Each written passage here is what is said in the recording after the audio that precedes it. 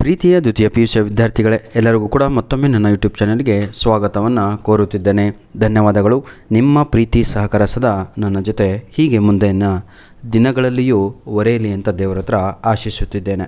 Reason ಇಷ್ಟೇ, ಬಹಳ ಜನ ಕ್ವಿಟ್ ಮಾಡ್ಕೊಂಡು ಹೋಯ್ತಾ ಇದ್ದೀರಾ, ಸೆಕೆಂಡ್ ಇಯರ್ PUC ಮುಗೀತು ಸರ್, ಟಟ್ಟಾ ಬಾಯ್ ಬಾಯ್ ಅಂತ. ಎಲ್ಲರೂ ನಿಮಗೋಸ್ಕರ 2 ವರ್ಷ ರಾತ್ರಿ ಹಗಲು ಕಷ್ಟಪಟ್ಟು ಎಲ್ಲ ವಿಡಿಯೋಸ್ಗಳನ್ನು ಹಾಕಿಬಿಟ್ಟು ಇವತ್ತು ನಾನು ಬೆಳೆಯುವ ಸಮಯದಲ್ಲಿ ಅದು ಸಬ್ಸ್ಕ್ರೈಬ್ ಆಗಿ ನಿಮ್ಮ ಒಂದು ಮೊಬೈಲಲ್ಲಿದ್ದರೆ ಅದರಿಂದ ತೊಂದರೆ ಏನು ಅಂತ ನನಗೆ ಅರ್ಥ ಆಗ್ತಾಯಿಲ್ಲ. ಎನಿಹೋ ಇಷ್ಟು ದಿನ ನಾನು ನಿಮಗೆ ಬೆಳೆಸಿದೆ, ಎನಿಹೋ ಅದೆಲ್ಲ ನಿಮಗೆ ಬಿಟ್ಟಿರುವಂಥದ್ದು. ಐ ವೋಂಟ್ ರಿಕ್ವೆಸ್ಟ್, ಆಯಿತಾ? ನಿಮ್ಮ ಮನಸ್ಸಿಗೆ ಹೇಗೆ ಅನಿಸುತ್ತೋ ಹಾಗೆ ಮಾಡಿ. ಒಳ್ಳೆಯದು ಮಾಡಿಸ್ಬೇಕು ಅನಿಸಿದರೆ ಒಳ್ಳೆಯದನ್ನು ಮಾಡಿ, ಅಥವಾ you can quiz yourself. Anyhow without wasting our time, let me start. ನಾಳೆ ಇರುವಂತಹ ಎಕನಾಮಿಕ್ಸ್ ಎಕ್ಸಾಮಿನ ಇಲ್ಲಿ ಇಂಪಾರ್ಟೆಂಟ್ ಕ್ವಶನನ್ನು ಒಂದು ಪ್ರಾಕ್ಟೀಸೇ ಅನ್ಕೊಳ್ಳಿ. ಇದನ್ನು ಪ್ರಾಕ್ಟೀಸ್ ಮಾಡ್ತಾಯಿದ್ದೀವಿ ಸರ್, ನಾಳೆ ಎಕ್ಸಾಮ್ ಇದೆ, ಬನ್ನಿ ಕ್ವಶನ್ ಆನ್ಸರ್ ಕೇಳಿ ನೋಡೋಣ, ಹೇಗೆ ಓದಿದ್ದೀರಾ, ಹೇಗೆ ಪ್ರಿಪ್ರೇಷನ್ ಆಗಿದ್ದೀರಾ ಅಂತ ಒಂದು ಪ್ರಾಕ್ಟೀಸಿಗಾಗಿ ಒಂದು ಪೇಪರನ್ನು ತೆಗೆದುಕೊಂಡು ಬಂದಿದ್ದೇನೆ. ನೋಡೋಣ ಬನ್ನಿ ಸರ್. ಈಗಾಗಲೇ ನಾನು ಮಾರ್ನಿಂಗೇ ಒಂದು set question paper Kannada medium English medium ಎರಡೂ ಕೂಡ ಅಪ್ಲೋಡನ್ನು ಮಾಡಿಕೊಟ್ಟಿದ್ದೆ. ಈಗ ಈ ಒಂದು ಕ್ವಶನ್ ಪೇಪರು ನೋಡೋಣ ಎಷ್ಟು ರೆಡಿಯಾಗಿದ್ದೀರಾ ಅಂತ. ತಂತ್ರಜ್ಞಾನದ ಆಯ್ಕೆಯು ಈ ಕೆಳಗಿನ ಯಾವ ಆರ್ಥಿಕ ಸಮಸ್ಯೆಗೆ ಸಂಬಂಧಿಸಿದೆ ಅಂತ ಇದೆ. ಈ ಮೊದಲನೆಯ ಪ್ರಶ್ನೆಗೆ ಸರಿಯಾದ ಉತ್ತರ: ಏನನ್ನು ಉತ್ಪಾದಿಸಬೇಕು, ಹೇಗೆ ಉತ್ಪಾದಿಸಬೇಕು, ಯಾರಿಗಾಗಿ ಉತ್ಪಾದಿಸಬೇಕು, ಎಷ್ಟು ಉತ್ಪಾದಿಸಬೇಕು. ಇಲ್ಲಿ ಸರಿಯಾದ ಉತ್ತರ ಹೇಗೆ ಉತ್ಪಾದಿಸಬೇಕು ಅನ್ನುವಂಥದ್ದು ಸರಿಯಾದ ಉತ್ತರ ಆಗಿರುತ್ತೆ. TU ಸ್ಥಿರವಾಗಿದ್ದಾಗ MU ಏನಾಗುತ್ತೋ ತಮ್ಮ ಅಂತ ಇಲ್ಲಿ ಪ್ರಶ್ನೆ ಕೇಳಲಾಗಿದೆ. ಶೂನ್ಯ ಆಗುತ್ತಾ ಅಥವಾ ಗರಿಷ್ಠವಾಗಿರುತ್ತಾ ಅಂತ ಎಲ್ಲ ಪ್ರಶ್ನೆಯನ್ನು ಕೇಳಿದ್ದಾರೆ. ಧನಾತ್ಮಕವಾಗಿರುತ್ತಾ ಅಥವಾ ಋಣಾತ್ಮಕ ಅಂತ ಹೇಳಿದರೆ ಪಾಸಿಟಿವ್, ನೆಗೆಟಿವ್ ಇವೆಲ್ಲ ಕರೆಕ್ಟಾಗಿ ಗೊತ್ಕೊಂಡ್ರಪ್ಪ. ಬನ್ನಿ, question number 2 100% right answer is ಶೂನ್ಯವಾಗಿರುತ್ತೆ. Option A is the right answer.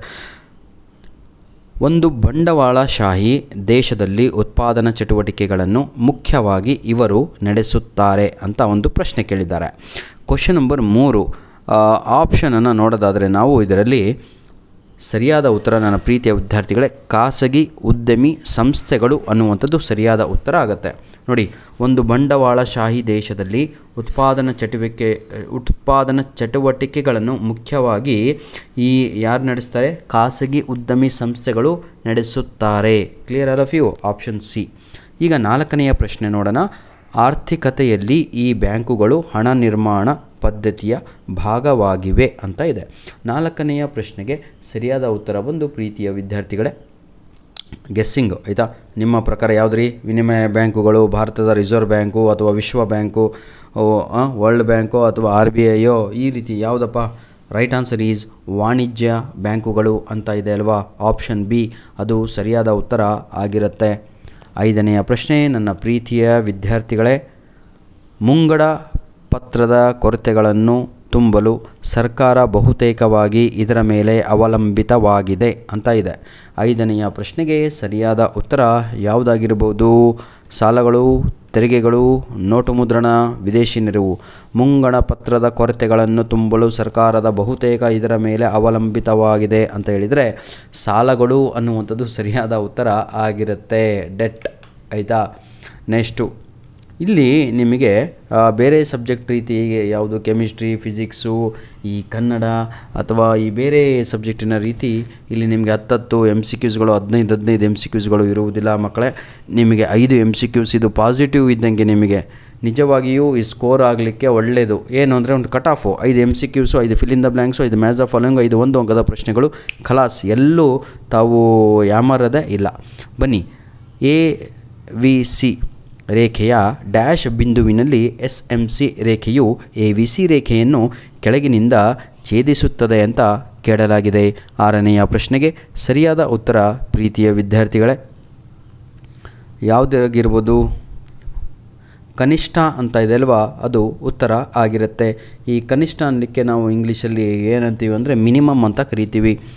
ಶ್ರಮದ ಬೇಡಿಕೆ ಮತ್ತು ಪೂರೈಕೆ ರೇಖೆಗಳ ಪರಸ್ಪರ ಭೇದಿಸುವ ಬಿಂದುವಿನಲ್ಲಿ ಡ್ಯಾಶ್ ನಿರ್ಧಾರವಾಗುತ್ತದೆ ಅಂತ ಇದೆ, ಆಯಿತಾ? ಡ್ಯಾಶ್ ಕೂಲಿಯ ದರ ನಿರ್ಧಾರವಾಗಿರುತ್ತದೆ. ಇದನ್ನು ಇಂಗ್ಲೀಷಲ್ಲಿ ನಾವು ವೇಜ್ ಏನಂತೀರ ರೇಟ್ ಅಂತ ಕರಿತೀವಿ, ಕೂಲಿಯ ದರ.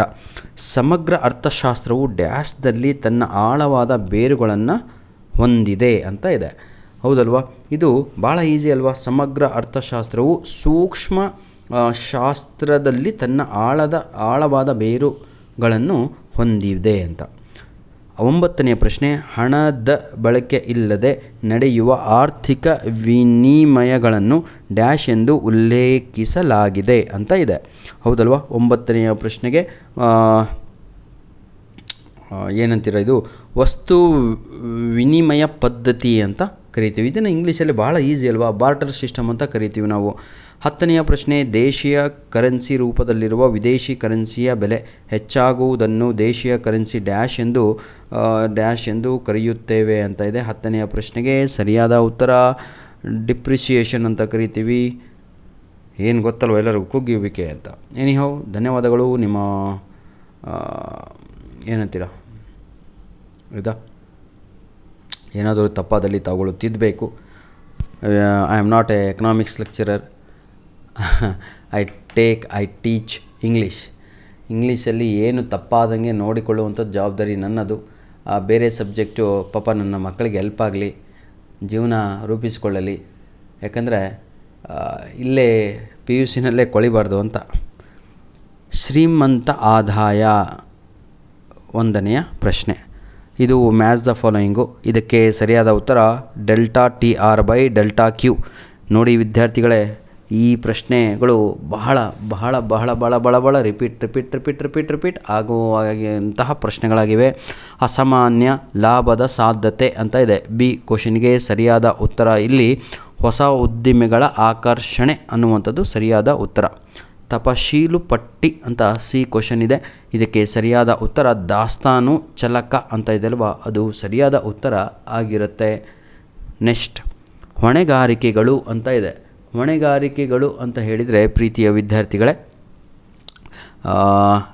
ಠೇವಣಿಗಳು ಅನ್ನುವಂಥದ್ದು ಸರಿಯಾದ ಉತ್ತರ ಆಗತ್ತೆ. ಠೇವಣಿಗಳು. ಲಾಸ್ಟ್ ಕ್ವಶನ್, ಮೆಜಾಫಾಲಿಂಗಲ್ಲಿ ತೇಲುವ ವಿನಿಮಯ ದರ ಅಂತ ಇದೆ. ಇದಕ್ಕೆ ಸರಿಯಾದ ಉತ್ತರ ಬದಲಾಗುವ ವಿನಿಮಯ ದರ ಅನ್ನುವಂಥದ್ದು ಸರಿಯಾದ ಉತ್ತರ ಆಗಿರುತ್ತೆ. ಈಗ ನಾವು 1 ಅಂಕದ ಪ್ರಶ್ನೆಗಳ ಜೊತೆಗೆ ಇದ್ದೇವೆ. ಈಗ 15 ಅಂಕಗಳನ್ನು ಮುಗಿಸ್ಬಿಟ್ವಿ ನಾವು, ಹೌದಲ್ವಾ? ಮಿಶ್ರ ಆರ್ಥಿಕತೆಗೆ ಒಂದು ಉದಾಹರಣೆ ಕೊಡಿ ಅಂತ ಇದೆ. ಭಾಳ ಈಸಿ ಕಣ್ರಿ, ಕಲ್ತವರಿಗೆ ಈಸಿ, ಕಲೀಲಿಲ್ಲ ಅಂದರೆ ಕಷ್ಟ. ಇದಕ್ಕೆ ನಮ್ಮ ದೇಶ ಭಾರತನೇ ಉದಾಹರಣೆಯಾಗಿದೆ. ಭಾರತ ಅಂತ ಬರೆದ್ರೆ ಮುಗೀತು. 12ನೆಯ ಪ್ರಶ್ನೆಗೆ ಉತ್ತರ. ನೆಕ್ಸ್ಟು, ಒಂದು ಉದ್ಯಮ ಘಟಕವು ಸ್ಥಿರ ಉತ್ಪಾದನಾಂಗಗಳ ಮೇಲೆ ₹100ಗಳನ್ನು ಖರ್ಚು ಮಾಡಿ 20 ಪೆನ್ನುಗಳನ್ನು ಉತ್ಪಾದಿಸುತ್ತದೆ. ಉದ್ಯಮದ ಸರಾಸರಿ ಸ್ಥಿರ ವೆಚ್ಚ AFCವನ್ನು ಕಂಡುಹಿಡಿಯಿರಿ ಅಂತ ಇದೆ. ಇದು ಎಲ್ಲರಿಗೂ ಕೂಡ ಈಸಿಯಾಗಿರುವಂಥದ್ದು. ಫಿಕ್ಸ್ಡ್ ಕಾಸ್ಟ್ ಎಷ್ಟಾಗತ್ತೆ ರೀ ಇದು, ಹೌದಲ್ವಾ? ಇದನ್ನು ನೋಡ್ಕೊಳ್ಳಿ. ಆಮೇಲೆ ಏನಂತೀರ ನೀವು, ಉತ್ಪಾದನಾ ಘಟಕ ಅದು ಎಷ್ಟಿದೆ, ₹100 ಇದೆ, ಹೌದಲ್ವಾ? /20 ಅಂತ ಹಾಕಿದರೆ ಮುಗೀತು. ಆನ್ಸರ್ ಬರೋದು 5. AFC ಎಷ್ಟು ಗೊತ್ತಾ ವೆಚ್ಚ? ₹5 ಅಂತ. ಇಷ್ಟೇ ಸರ್. ಅಡಮ್ ಸ್ಮಿತ್ರವರ ಪ್ರಸಿದ್ಧ ಕೃತಿಯನ್ನು ಹೆಸರಿಸಿ ಅಂತ ಇದೆ. ದಿ ವೆಸ್ಟರ್ನ್ ಆಫ್ ನೇಷನ್ಸ್ ಅಂತ ಇದೆ ಅಲ್ವಾ, ಅದು ಸರಿಯಾದ ಉತ್ತರ ಆಗತ್ತೆ. ಹೌದಲ್ರಪ್ಪ? ಮತ್ತೆಲ್ಲ ನಮ್ಮನ್ನೇ ಯಾಮರ್ಸಿರ, ಏನೋ ಕೇಳ್ತಾವ್ರೆ ಇವರು, ಹೇಳ್ತಾವ್ರೆ ಇವರು ಅಂತ. ಹಾಗೆಲ್ಲ ಆಗಬಾರ್ದು. ನೀವು ಚೆನ್ನಾಗಿರಬೇಕು. ಡಿಜಿಟಲ್ ವ್ಯವಹಾರಗಳಿಗೆ ಯಾವುದಾದರೂ ಒಂದು ಉದಾಹರಣೆಯನ್ನು ನೀಡಿ ಅಂತ ಇದೆ. ಅಯ್ಯೋ ದೇವರೇ, ಡಿಜಿಟಲ್ಲು ಎಲ್ಲ ಯುಗನೇ ನಡೀತಾ ಇರೋದು 90%. ಅದು UPI ಪೇಮೆಂಟ್ ಅಂತ ಕರಿತೀವಲ್ವ, ಅದೇ ಅದಕ್ಕೆ ಉತ್ತರ, UPI ಪೇಮೆಂಟ್ ಅಂತ. ಲಾಸ್ಟ್ ಕ್ವಶನು FRBMA ಅಂತ ಇದೆ. ಇದನ್ನು ನಾನು ಸ್ವಲ್ಪ ಆಯಿತಾ, ನೀವೇ ನನಗೆ ಕಮೆಂಟ್ ಮಾಡಿ ತಿಳಿಸಿದರೆ ಬಹಳ ಖುಷಿಯಾಗುತ್ತೆ. ಲಾಸ್ಟಿಗೆ ಆ್ಯಕ್ಟ್ ಅಂತ ಬರುತ್ತೆ, ಒಂದು ಕಡೆ ಬಜೆಟ್ ಅಂತ ಬರುತ್ತೆ, ಒಂದು ಕಡೆ ಮ್ಯಾನೇಜ್ಮೆಂಟ್ ಅಂತ ಬರುತ್ತೆ. ನೋಡೋಣ ಯಾರೆಲ್ಲ ನನಗೆ ಇದಕ್ಕೆ ಉತ್ತರವನ್ನು ಕಳಿಸ್ತೀರಾ ಅಂತ FRBMAಗೆ. ಆಯಿತಾ, ಧನ್ಯವಾದಗಳು.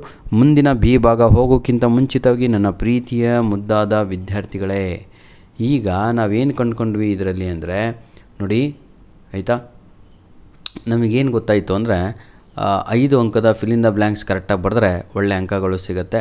ನಂತರದಲ್ಲಿ 5 MCQs ಇದೆ, 5 ಮ್ಯಾಚ್ ದ ಫಾಲೋಯಿಂಗ್ ಇದೆ. ಇದನ್ನು ಹೊರತುಪಡಿಸಿ ಬೇರೆದೆಲ್ಲ ಯಾವುದು ಬೇರೆ ಸಬ್ಜೆಕ್ಟ್ಗಳಲ್ಲಿ ನಮ್ಮ ಪಾಠೇ ಕಷ್ಟ ಆಗಿರುತ್ತೆ. ಆದರೆ ಎಕನಾಮಿಕ್ಸು ಈ ಬಿಸ್ನೆಸ್ ಸ್ಟಡೀಸು, ಅಕೌಂಟೆನ್ಸಿ ನಿಜವಾಗಿಯೂ ಹೇಳ್ತೀನಿ ಈ ಪಾರ್ಟ್ ಎ ಈಸಿಯಾಗಿರುತ್ತೆ. ಯಾಕಂದರೆ ಇದು ನನ್ನ ಒಂದು ಅನುಭವದ ಮೇಲೆ ಹೇಳ್ತಾ ಇದ್ದೇನೆ. ನಂತರದಲ್ಲಿ ಎಲ್ಲ 2 ಅಂಕದ ಪ್ರಶ್ನೆಗಳನ್ನು ತಾವುಗಳು ನೋಡ್ಬೋದು ಆಯಿತಾ. ಸ್ವಲ್ಪ ಫಾಸ್ಟಾಗಿ ಹೋಗ್ತಾ ಇದ್ದೇನೆ ಯಾಕಂದರೆ ನಾಳೆನೇ ಎಕ್ಸಾಮ್ ಇರುವಂಥದ್ದು. ನಿಮಗೆ 10 ನಿಮಿಷದ ಕಾಲಾವಕಾಶ, ನಿಮ್ಮ 10 ನಿಮಿಷದ ಕಾಲಾವಕಾಶವನ್ನು ಕೊಟ್ಟಿದ್ದಕ್ಕಾಗಿ ಧನ್ಯವಾದಗಳು. Time is very precious my dear children.